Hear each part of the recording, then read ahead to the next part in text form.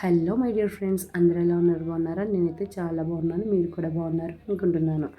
ఇది మహాశివరాత్రి కదండి. ఈరోజు మహాశివరాత్రి ముందు రోజు అయితే స్వామివారికి కళ్యాణం అయితే చేస్తారు. కళ్యాణాన్ని చూడడానికి అయితే నేను వచ్చాను. మీ అందరికీ కూడా చూపించాలి అనుకున్నాను. ఎందుకంటే చాలామంది వెళ్ళలేని వాళ్ళు, చూడలేని వాళ్ళు ఉంటారు కదా. వాళ్ళందరూ ఈ వీడియోని చూస్తే నిజంగా స్వామివారి సన్నిధికి వెళ్ళి కళ్యాణం చూసినంత ఫీల్ అయితే కలుగుతుందండి. ఎవరైనా చూడని వాళ్ళు ఉంటే కంపల్సరీ చూడండి. అక్కడ రథం ఉంది కదా, ముందు రోజు అయితే రథంపై స్వామివారిని ఊరేగించారండి. ఇది ఉండి శివాలయం ఆల్రెడీ మీ అందరూ చూసారు. నేను ఒక వీడియోలో అయితే చూపించాను. ఈరోజు పెళ్ళి కదండి స్వామివారిది. సో ఎంత బాగుందో చూసారా? ధ్వజస్తంభం డెకోర్ చాలా బాగుంది. అలాగే ఇదంతా పెళ్ళి డెకరేషన్ అండి. తాటాకు పందిరులతో, బంతి పూలతో చాలా చక్కగా అలంకరించారు.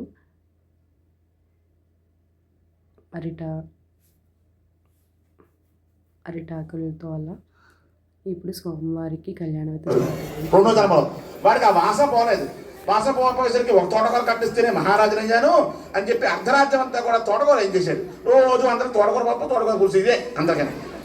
మళ్ళీ పోయాడు, మళ్ళీ పుట్టాడు. ఎలాగా మళ్ళీ తోటకూర అనుకున్నాడు. మళ్ళీ రుచి ఇచ్చాడు. ఏమయ్యా ఏంటి ఇన్ని కట్టలు ఇచ్చాను అంటే, నీకు అప్పుడు ఉన్నది అదే కనుక అది ఇచ్చావు అని శక్తిగా. ఇప్పుడు అదే తొడగొస్తే మళ్ళీ అక్కడే పుట్టు. అలాగేంటంటే ఈశ్వరుడికి ఇచ్చేప్పుడు కూడా మనం ఎక్కడా కూడా మంచి శక్తి మంచి లేక ఆయన అచ్చి కూడా అడగక్కర్లేదు, మనం ఇవ్వాలి. స్వామి ఇంకో మా దగ్గర ఉంది తీసుకోండి, ఈశ్వరుడికి పెట్టండి.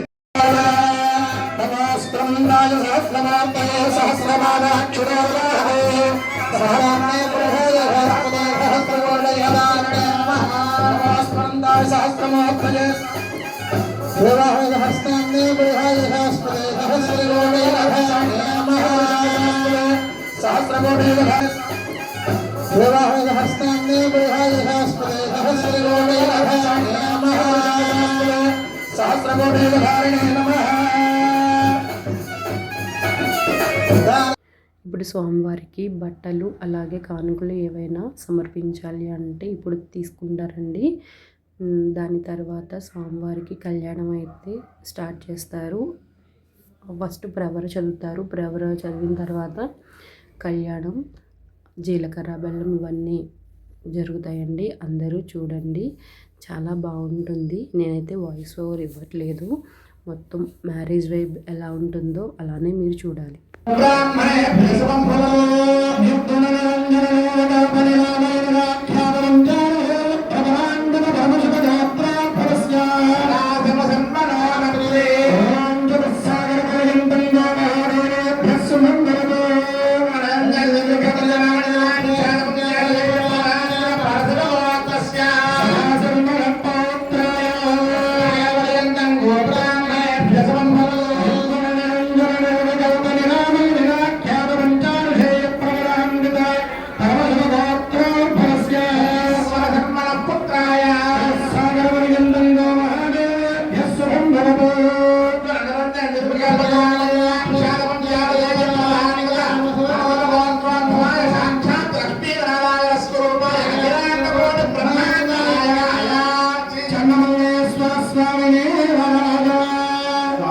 తల్లిదండ్రులు లేరని పాపం, మనందరికీ ఉన్నారు, ఆయన లేరు పాపం. అందువల్ల ఆయన తాతగారి పేరు సదాశివుడే, ఆయన తాతగారి పేరు ఈశ్వరుడే, ఆయన తండ్రి గారి పేరు శంకరుడే, ఆయన పేరు మన ఊరిలో ఉన్నటువంటి చెన్నమల్లేశ్వరుడు. ఇప్పుడు అమ్మవారు చెప్తాం, పార్వతి నేర్పండి.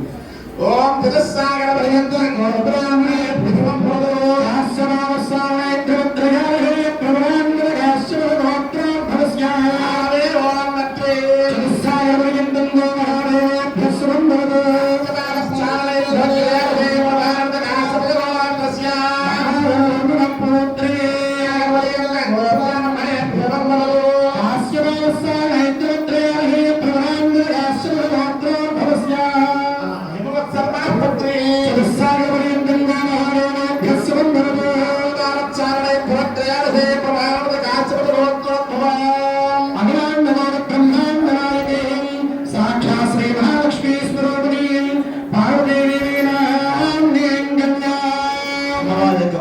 కాశ్యప ఆపత్సార నైధ్యమ అనేటువంటి ఋషులు కలిగినటువంటి కాశ్యప గోత్రం.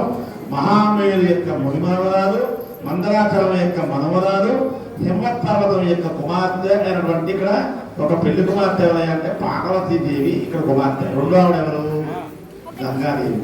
ఓం తిరస్కారవేంతం గోబ్రాహ్మణేభ్యం ప్రదో ఆంగ్యేదవార హత్పత్య భారతాయ క్రియాధేయ ప్రధానముద భారతాదవాగ్నస్య పరబ్రహ్మణో నత్రీ సాగపర్యంతం గోబ్రాహ్మణేభ్య శుభం భవతు ఆంగ్యేదవార హత్పత్య భారతాయ క్రియాధేయ ప్రధానముద భారతాదవాగ్నస్య అష్టోః పౌత్రీ సాగపర్యంతం గో మహాదేవేభ్య శుభం భవతు ఆంగ్యేదవార హత్పత్య భారతాయ క్రియాధేయ ప్రధానముద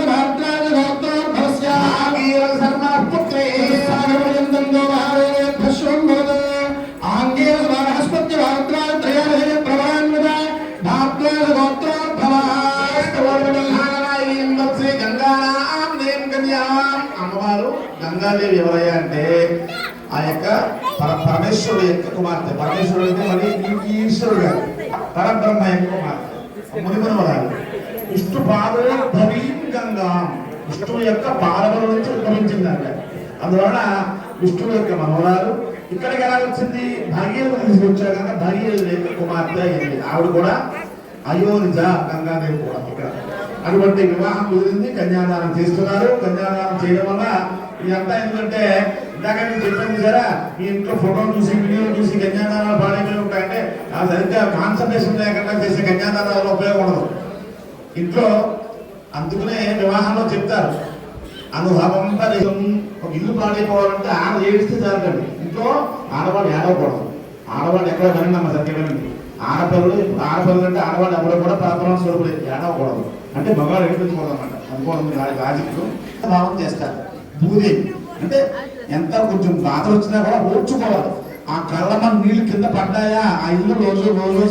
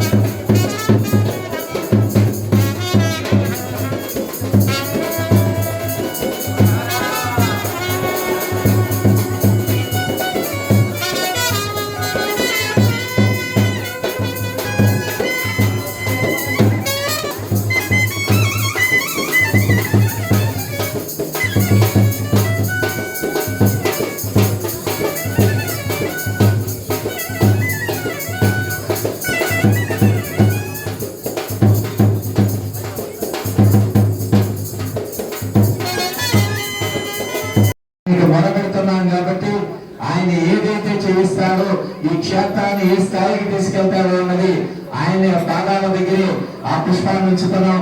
మనమందరం కూడా ఒక పుష్పంగా మారి ఒక దండగా మనం ఈ కార్యక్రమాన్ని చేయగలిగితే మన జన్మ ధన్యం, మన జన్మనిచ్చిన వారు ధన్యం.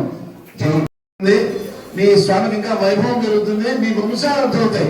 ఎంతగా కూడా మీరు డబ్బులు ఇస్తారంటే ఏదో ఎవరి కోసం ఇవ్వట్లేదు. మీ ఇంట్లో మీ అబ్బాయి ఎలా అయితే బాగా ఇస్తున్నారో స్వామికి కూడా ఎంతో కొంత స్వామి